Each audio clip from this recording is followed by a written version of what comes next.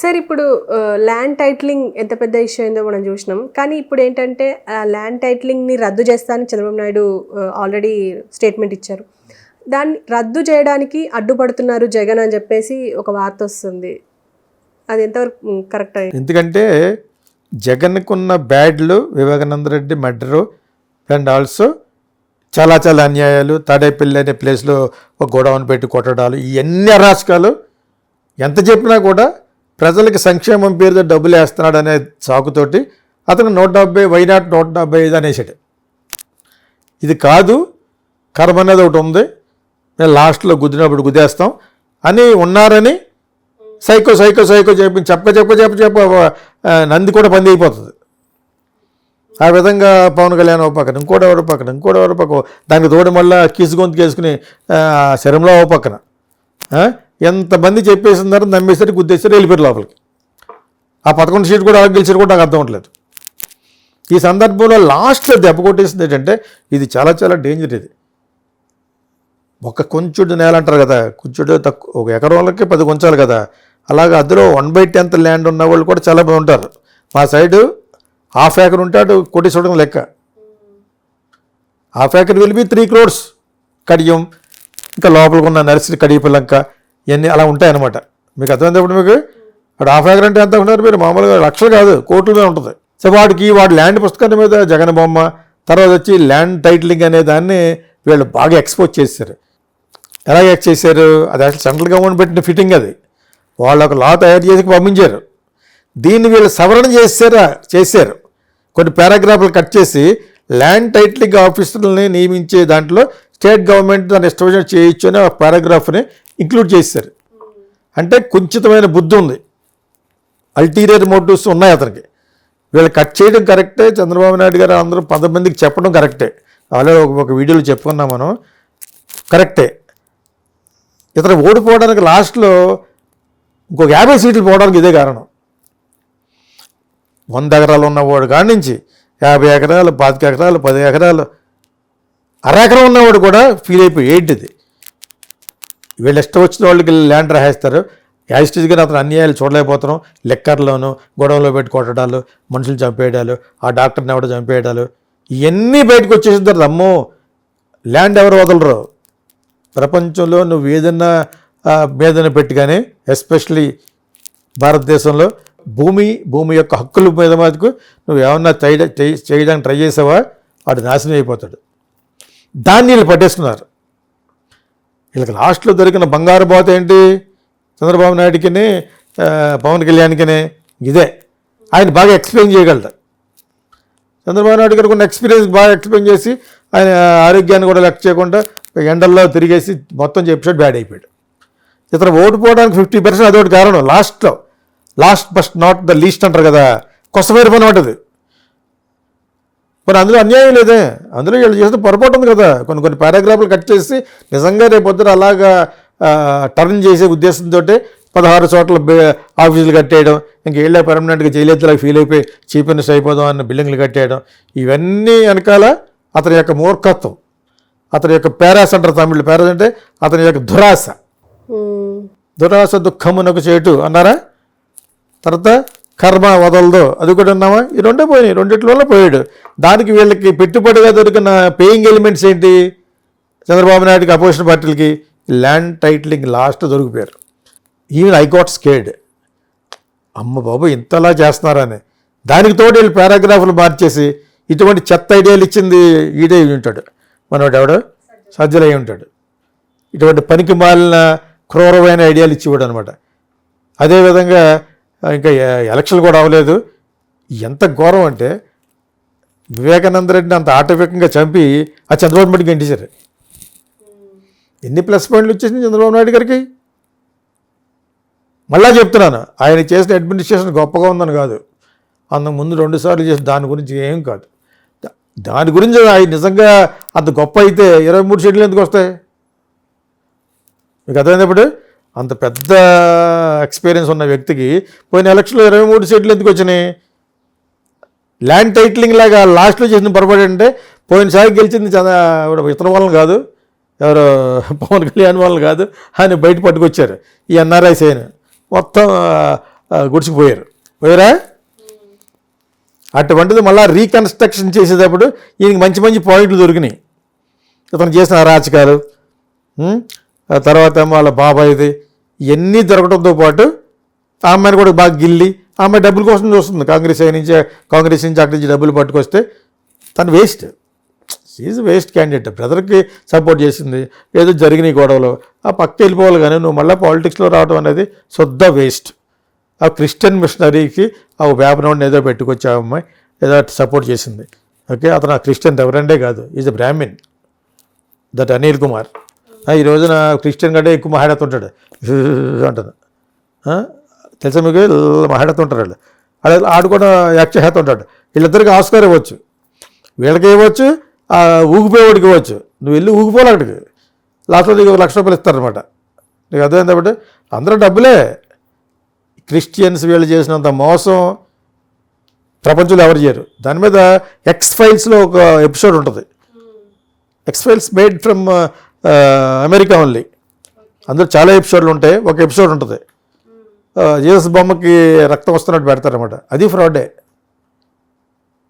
ఒక ఫోటోకి రావటం ఏంటి రక్తం యాక్చువల్గా. ఆ విధంగా ల్యాండ్ టైటిలింగ్లో దొరికిపోయిన వ్యక్తి జగన్.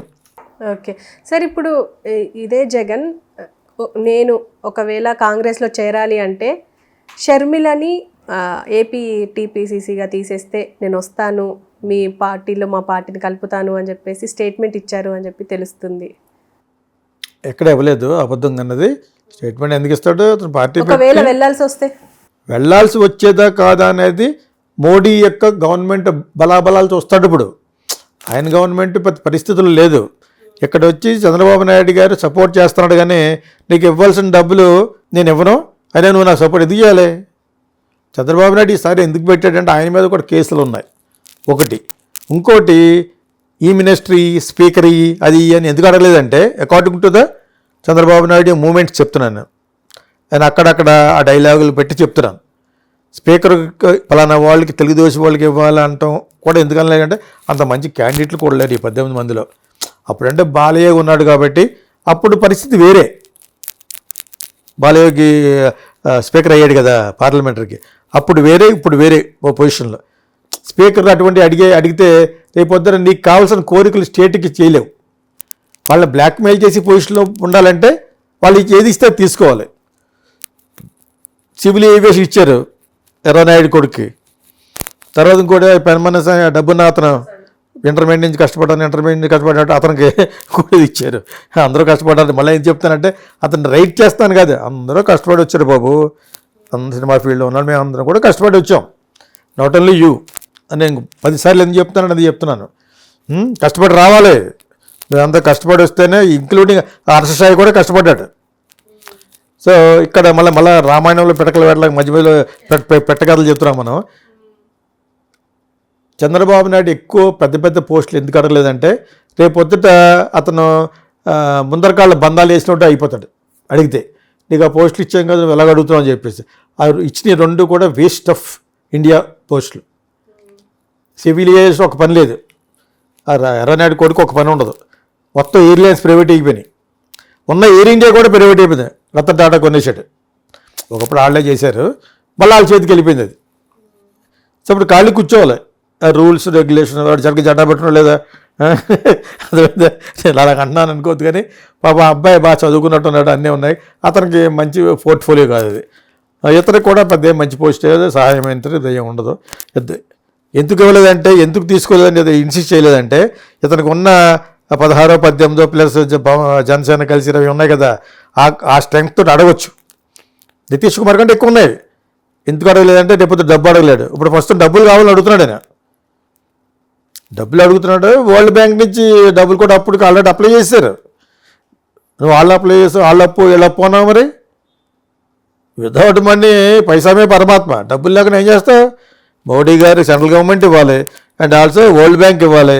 అసలే దాహంలో ఉన్నారు వాళ్ళు, ఎవరు తెలుగుదేశం అని చెప్పి ఎలా అంటున్నాను కాదు, ఇవే జరుగుద్ది. సో బట్ నువ్వు ఒక లెవెల్కి నిలబడి పోలవరం వాళ్ళ మీద వీళ్ళ మీద గింటేయకుండా పోలవరాన్ని దగ్గరుండి చేయించుకుని స్పెషల్ స్టేటస్ తెచ్చుకుని ఎడ్యుకేషన్ సిస్టమ్ హృదయపూర్వకంగా చంద్రబాబు నాయుడు గారు చెప్పేది అంటే before you retire please do that అన్ని ఇంగ్లీష్ మీడియంలో పెడుతూ you help Andhra boys and girls లేని వాళ్ళ మామూలు స్కూల్లో కూడా జగన్ అక్కడ ఫాలో అవ్వండి. తప్పే ఉంది, ఫాలో అవ్వచ్చు. నువ్వు జగన్ ఫాలో అయ్యే కదా మరి బీసీలకి ఎస్టీలకి హోమ్ మినిస్టర్ ఇచ్చావు. జగన్ గవర్నమెంట్లో చాలామందికి ఇచ్చాడు ఎస్టీలకి. సో అదే ఫార్ములాలో ఇతను ఇప్పుడు అనితకి ఎందుకు ఇచ్చాడు? ఎస్టీయో ఎస్సీయో అందుకే ఇచ్చాడు. ఎందుకు ఇచ్చాడు ఉన్నారు మీరు. ప్లస్ ఏమో అమ్మాయి కొంచెం స్వభక్తి అన్నీ ఉన్నాయి. ఆ స్వామి భక్తి కూడా ఉన్న వ్యక్తి కాబట్టి ఇచ్చాడు. మనం ఎప్పటికప్పుడు అలా మాట్లాడుకోకపోతే అర్థం అవ్వదు. ఎందుకు ఇచ్చాడు? జగన్ ఇచ్చాడు కాబట్టి ఇచ్చాడు. ఆ పని ఇక్కడ ఫెయిల్ అయ్యాడు కేసీఆర్. మొట్టమొదటి చీఫ్ మినిస్టర్నే దళితులను చేస్తాడు, స్టేట్ కానీ సెపరేట్ చేస్తాడు. అయ్యింది, ఇప్పటివరకు లేదు.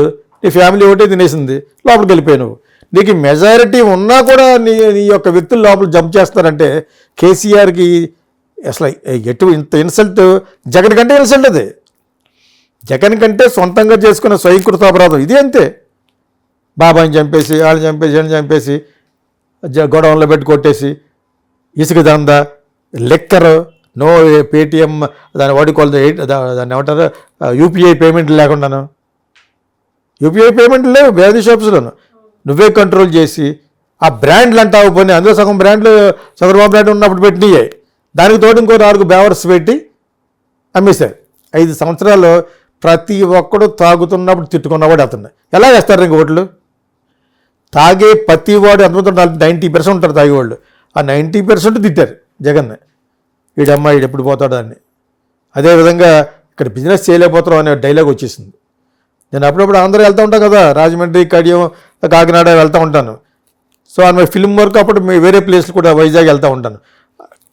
ఇవేం మాటలు అట్లా నేను ఎందుకు మర్చిపోయానంటే వాట్ ఎవర్ ఇట్ ఇస్ ఏదో సంక్షేమ దాంట్లో 100 సార్లు చెప్తున్నాను పేదవాళ్ళకి వేసేవాడు కాబట్టి.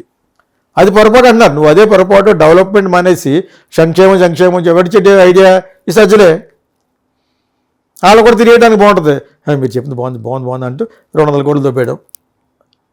200 కోట్లు ఎంత సంవత్సరం దానికి బడ్జెట్, మీడియా బడ్జెట్. అందులోకి ఎంటర్ అయ్యాడు మనోడు అలీగఢ్. కట్ చేశారు ఈడాడు బేవర్స్ అని కట్ చేసి పడేశారు. ఇలా ఉల్లి మాట్లాడడానికే ఇతను పోసానికి ఇష్టపడి ఉల్లి డైలాగ్ చెప్పడానికే, డబ్బులు కాదు. రూపాయి తిన్నవారు వాళ్ళని ఎలా తింటాడు? అసలు ఎఫ్డీసీలో ఉండాలి, మాట్లాడకూడదు. నేను చాలాసార్లు అడ్వైజ్ చేశాను ఇక్కడ మన వీడియోల ద్వారా. సో అక్కడ సజ్జల కొడుకుని ఎంటర్ చేసేసి ఇంతకుముందు ఇంకోటి ఎంటర్ అయ్యాడు. నేను అక్కడ రాజమండ్రిలో హోటల్లో ఉన్నప్పుడు ఒక పెద్ద జనం వచ్చారు.